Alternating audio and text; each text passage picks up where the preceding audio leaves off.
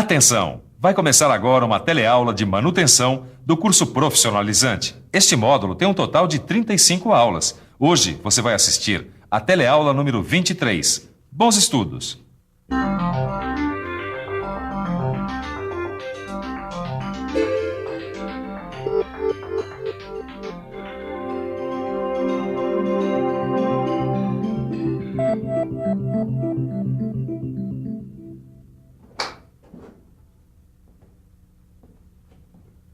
Olha a gente aqui outra vez.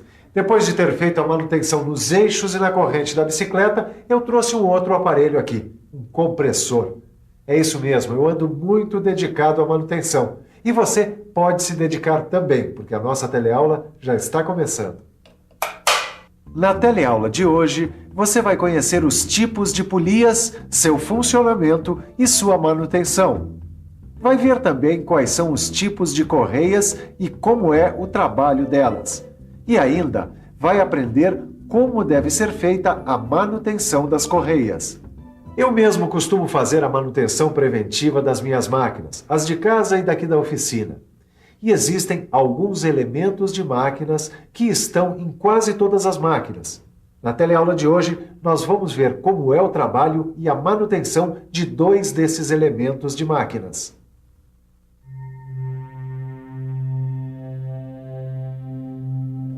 Polias e correias são uma dupla dinâmica. Elas servem para transferir força e movimento de um ponto para outro na máquina. São elementos de máquinas que existem em furadeiras, tornos e também nas fresadoras. Dá só uma olhada. Existem polias planas e polias trapezoidais. As trapezoidais são muito usadas em máquinas. Vamos ver como elas trabalham. As polias trapezoidais também são chamadas de polias em V. Esse nome vem dessa forma em V, olha, que elas apresentam. As dimensões das polias em V são normalizadas. Veja a tabela que apresenta os elementos normalizados para o dimensionamento das polias em V. As polias são divididas em grupos de acordo com o diâmetro externo. Para cada grupo, existe um ângulo certo do canal, as medidas corretas em milímetros e um perfil padrão da correia. Eu e o Caio estamos analisando essa tabela. Assim, quando a gente for fazer a manutenção de alguma máquina, já sabe aonde procurar as medidas e não precisa perguntar para Ananias, né? Pô, falando Ananias, a gente disse que ia passar lá antes de vir pra cá. É mesmo? Bom, então vamos dar um pulinho lá e a gente já volta. Oi, Ananias. Ô, Boa, tio, Ananias. tudo bem, Caio? Dá uma olhada, que coincidência, Caio. Essa tabela que a gente tava vendo agora há pouco. É mesmo? Bom, então você já deve estar sabendo que a gente sempre consulta essa tabela quando vai construir uma polia. Ou então, quando vai verificar se uma polia está dentro dos padrões. E por que você está consultando agora essa tabela? Bom, é o seguinte, esse compressor aqui está com um defeito. E eu preciso verificar se esse defeito não está aqui nessa polia. Que tipo de problema poderia ter essa polia aí, hein? Bom, ela pode estar com problema nas medidas. Vocês querem me ajudar a verificar? Claro, vamos lá. Opa.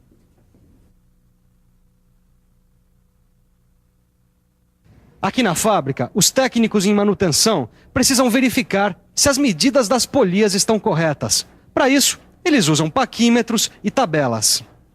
Pela minha experiência em compressores desse tamanho, o perfil padrão da correia é A.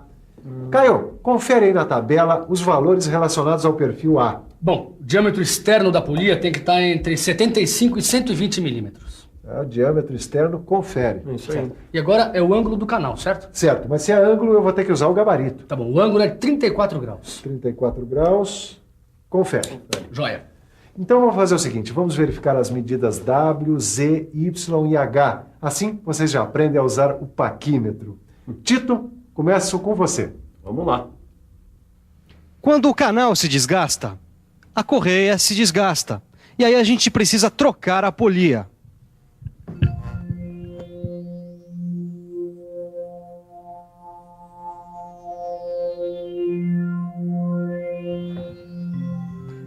A correia não pode ultrapassar a linha do diâmetro externo da polia e também não pode tocar o fundo do canal. Bom, para verificar as condições das polias, nós temos que ver se as bordas não estão trincadas, amassadas, oxidadas ou porosas. E os canais devem estar sem graxas, óleos ou tinta. Para verificar a dimensão dos canais das polias, a gente tem que ter um gabarito igualzinho àquele que o Ananias tem lá na oficina. O gabarito tem que ter a medida de todos os ângulos dos canais. Olha aqui, um gabarito para polia em V com ângulo de 38 graus. E aqui o ângulo de 34 e o de 36.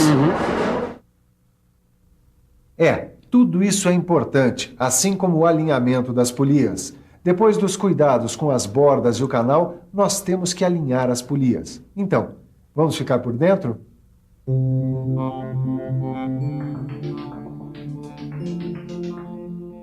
Para fazer o alinhamento das polias, temos que usar uma régua paralela. Esta régua deve tocar toda a superfície lateral de ambas as polias. É assim que elas ficam corretamente alinhadas. Quando as polias não estão corretamente alinhadas, elas estragam as correias e forçam os eixos. Com isso, o desgaste dos mancais, do eixo e da máquina toda tende a aumentar. As correias têm duas funções. Elas transmitem movimento e força, além de manter o vínculo entre as polias. Assim como as polias, elas também podem ser planas ou trapezoidais. As correias trapezoidais também são chamadas de correias em V. Essa correia aqui é feita de borracha. Existem máquinas e equipamentos que utilizam correias feitas de couro, outras de algodão ou couro sintético, de viscose, perlon e nylon. A maioria das máquinas industriais utiliza correias de borracha com revestimento de lona. E essas correias têm em seu interior cordonéis vulcanizados, e é por causa deles que essas correias conseguem suportar os esforços de tração. Vamos ver agora os principais perfis padronizados das correias em V. Como nós já vimos na tabela dos elementos normalizados para dimensionamento das polias em V, existem 5 perfis principais padronizados de correia em V para máquinas industriais. O perfil A e B são para transmissões leves, o C para médias, o D para mais pesadas e o E para transmissões mais pesadas ainda. E cada correia serve para um tipo de transmissão. Exatamente. E nenhum desses aqui serve para eletrodomésticos. Agora, para eles, a gente tem 3 tipos diferentes de perfis de correias. Mas não são perfis padronizados como os das máquinas industriais, não.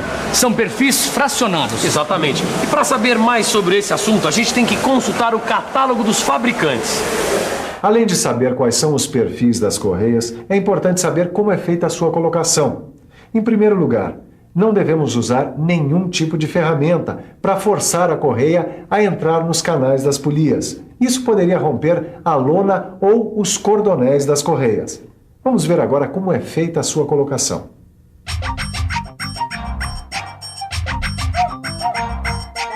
A polia móvel deve ser aproximada da fixa. Assim podemos colocar a correia sem nenhum perigo de danificá-la. Depois que as correias estão montadas nos canais da polia, devemos sempre deixar o lado frouxo delas para cima ou para baixo. O lado frouxo da correia deve ficar para cima ou para baixo. Assim ela fica uniforme para podermos fazer o tensionamento. Para fazer o tensionamento das correias, é preciso saber que a tensão ideal é a mais baixa possível. É claro que não pode ocorrer deslizamento, mesmo com os picos de carga. A tensão baixa demais provoca deslizamento e muito calor. Isso pode estragar as correias. E a tensão alta reduz a vida útil das correias e dos rolamentos dos eixos das polias. Vamos ver como é o tensionamento certo das correias. Na prática, para verificar o tensionamento certo de uma correia, precisamos empurrá-la com o polegar. Ela deve se flexionar entre 10 e 20 milímetros. Mas não é só o tensionamento que tem que estar correto.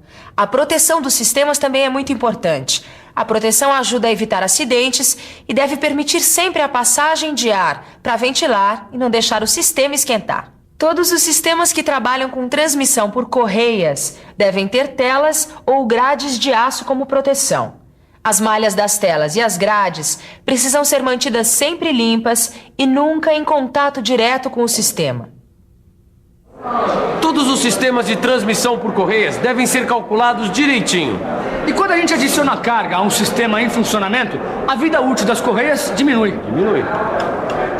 E para que a vida útil das correias aumente, vamos ver como deve ser feita a manutenção das correias.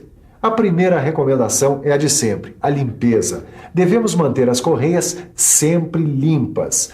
E durante as primeiras 50 horas de trabalho é que as correias sofrem o maior esticamento.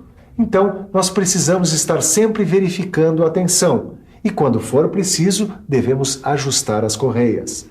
Após 100 horas de trabalho, nós devemos fazer uma verificação de desgaste e tensão nas correias e polias. Quando uma das correias de um sistema romper, é melhor continuar o trabalho sem ela. Nós não devemos misturar correias novas e velhas. O certo é trocar todas juntas. Nós sempre devemos usar jogos de correias da mesma marca nos sistemas. E nunca podemos tirar o protetor dos sistemas quando a máquina estiver trabalhando. Mas a gente nunca deve tentar remendar uma correia em V. Se ela estiver estragada, como essa aqui, o jeito é trocar. E vamos agora revisar tudo o que nós aprendemos nessa teleaula de hoje. E atenção, se liga aí que é a hora da revisão. Na teleaula de hoje, você conheceu a tabela dos elementos normalizados para dimensionamento das polias em V. Você aprendeu quais são os cuidados e como deve ser feito o alinhamento das polias. E você viu também como deve ser a colocação, o tensionamento e a manutenção das correias. O negócio agora é estudar direitinho tudo o que a gente viu. E fazer todos os exercícios do seu livro de estudos. Porque afinal, esse foi só o começo de polias e correias. Até a próxima teleaula.